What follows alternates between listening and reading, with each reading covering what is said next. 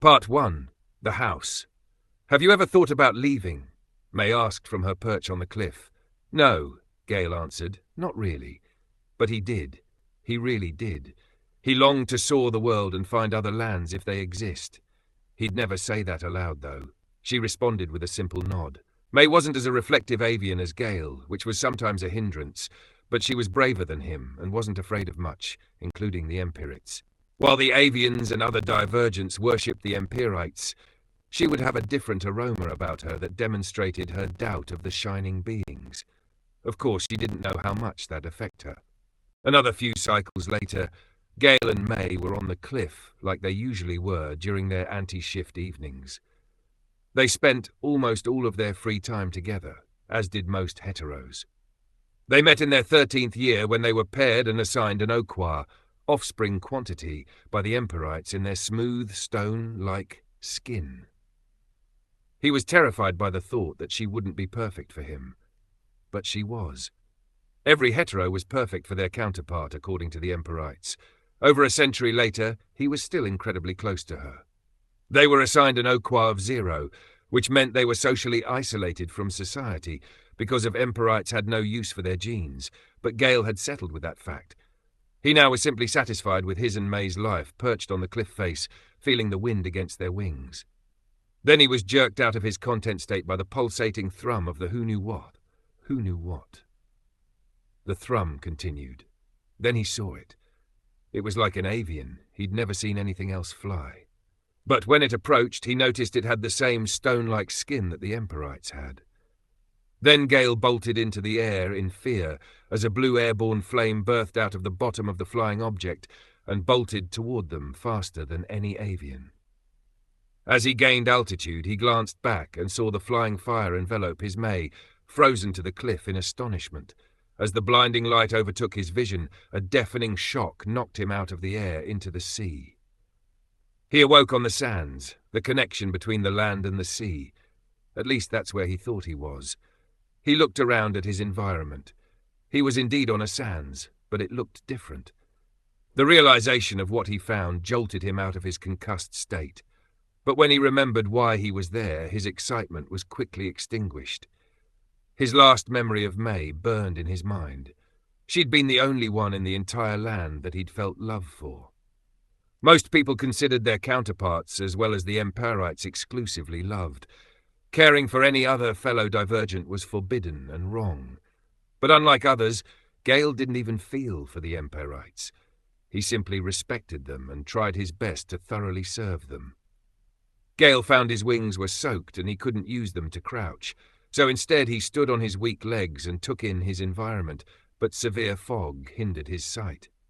He did see a tree, however, so he staggered his way there and slumped down on it, falling into a deep sleep. Consciousness came upon him again. Well rested this time, he bolted up and felt the red sun against his smooth avian skin. Although he wasn't particularly excited to be in his situation, Gale decided to go explore the new land that he found. His wings had dried, so he sorely pulled himself up into the air and was soaring once again. The new land wasn't as big as the regular land and was more monotonous.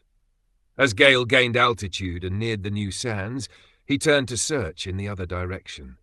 In doing so, he noticed two incredibly significant features, the first of which being a small bump on the horizon breaking the monotonous blue ocean, the second being a small hut seemingly hidden, surrounded by walls, which would have been exceedingly difficult to find from the ground.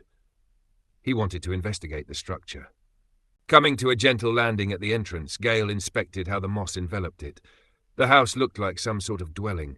Engraved into what seemed like a door was some sort of marking. After pulling some of the moss covering it, he could see what it read. The house, property of the Brooks. Suddenly he heard a thud resonate from the innards of the structure. In shock, he bolted back up into the warm morning atmosphere, away from the home. Then, after some time for thought, concluded that he must leave the newly found land to search for his home. Fortunately, this ended up being accomplished with minimal difficulty. After one circumnavigation of the sands, which stretched the entire circumference of the new land, Gale knew that his greatest chance of getting home resided in the small bump on the ocean which he spotted earlier.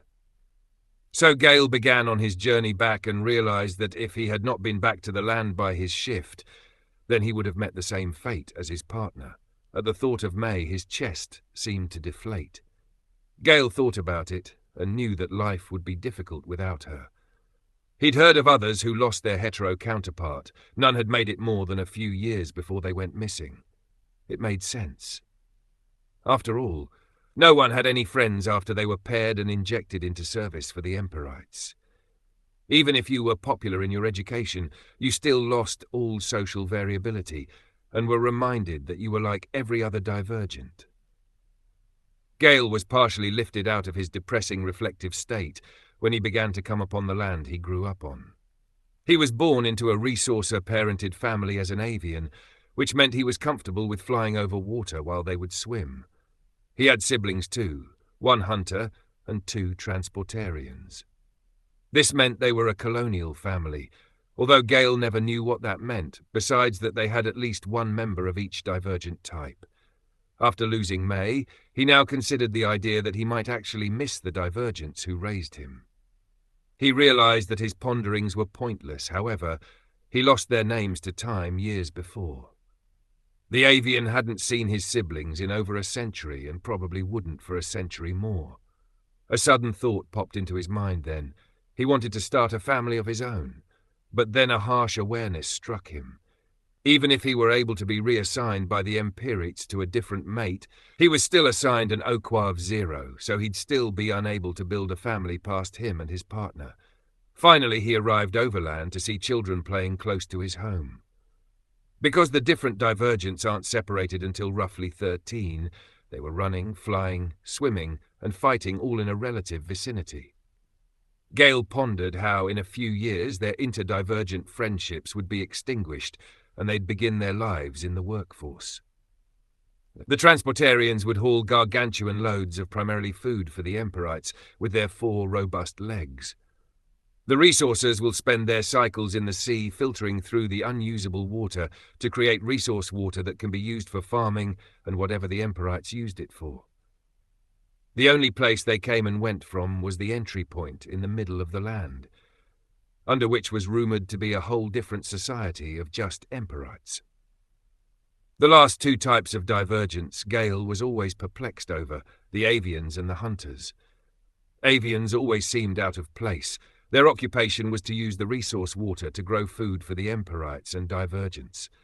Yet they had 5th and 6th limbs called wings, which allowed avians like Gale to traverse both the land and the sea faster than any other creature. But the avians were stuck on the ground, punching seed into the ground. The last of the 4 types were hunters. Most hunters were taken down into the entry point to live among the Emporites.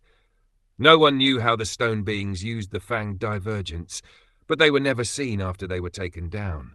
The ones left behind were shamed and forced to work with the avians, yet ironically, they seemed to be drastically more competent and intelligent than the hunters who were taken down.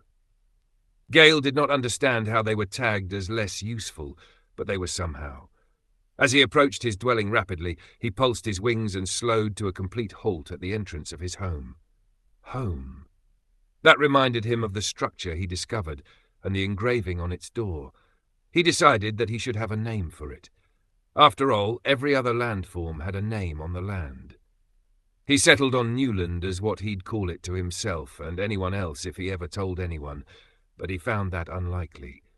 He wandered back to the house and who the Brooks were, and decided that during his next anti-shift, in 7 cycles, he'd return to Newland.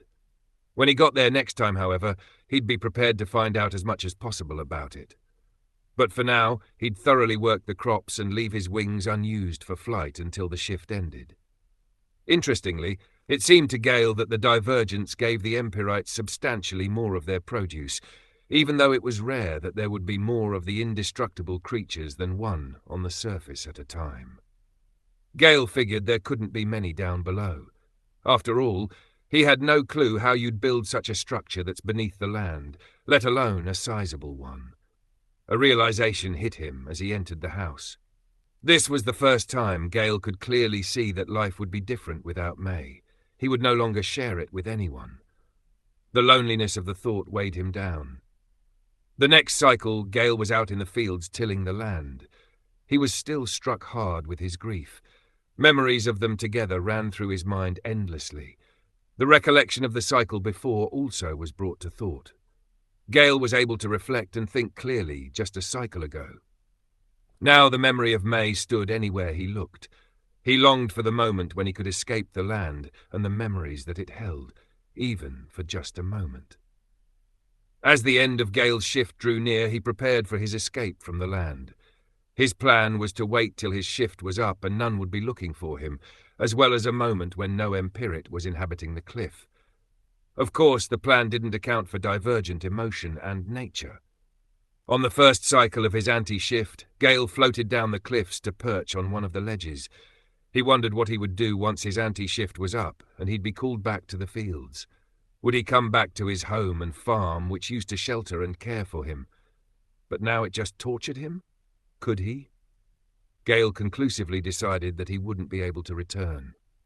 At that thought, Gale prepped his wings for flight, leaned forward to take off, and, with terribly unwelcome timing, the clank of the gargantuan feet of an Empirite echoed from above. Gale hastily twisted himself deeper into the cliff face. As the rhythmic pounding approached, Gale caught an intense scent of char. Out of reflex and fear of ignition, he jumped from the wall onto the ledge, entirely forgetting of the Emperite above him. With a clear view of the wall, Gale now understood. He could see dark scorches protruding out in all directions across the cliff that he and May were perched upon just 10 cycles ago. Gale now understood. He began to weep as if he were a resourcer spreading the filtered water across the avian crops. He lost all muscle control and sagged onto the ledge. His eyeline arched across the face and landed on the frozen, stone-like figure looming above him. The Empirit simply looked down upon the avian. He sensed something from it, almost empathy, almost divergent.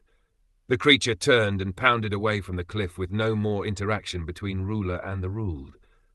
Gale needed to escape from his tormentive mental prison. So he launched himself from the land, this time successfully, and he was on his way to Newland. Although Gale was uncertain how he would survive away from his society that raised him, he knew he couldn't stay there.